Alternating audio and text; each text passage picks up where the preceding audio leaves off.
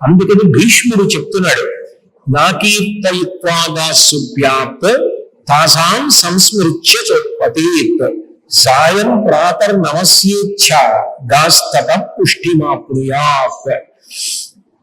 ఉదయం నిద్ర లేవగానే గోవుని స్మరించండి. సరిగా కూర్చోండి, మీరే సరిగా కూర్చోండి. ఉదయం నిద్ర లేవగానే గోవుని స్మరించండి. రాత్రి నిద్రపోయే ముందు గోవుని స్మరించండి.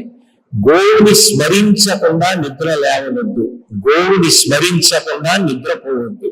ఎందుకని అంటే గోవుని స్మరిస్తే పుష్టి కలుగుతుంది. అంటే మనసు స్వచ్ఛంగా ఉంటుంది, మనసు పవిత్రంగా ఉంటుంది. మనసు పవిత్రంగా ఉంటే ఎప్పుడు ఎక్కడ ఎట్లా ఉండాలో అలవాటు అవుతుంది.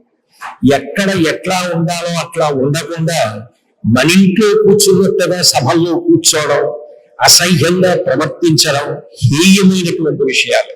ఎక్కడ ఎట్లా ఉండాలో అట్లా ఉండడం, జీవితాన్ని సుసంపన్నం చేసుకోవడం చేత కావాలి అంటే గోవుని నిద్ర లేవగానే స్మరించు, నిద్ర పోయేటప్పుడు స్మరించు అని భీష్ముడు చెప్తున్నాడు. నాకీర్తయిత్వాగా సుప్యాత్ తాసాం సంస్మృత్య చోత్పతేత్ సాయం ప్రాతర్ నమస్యేచ్ఛ గాస్తత పుష్టిమాప్నుయాత్.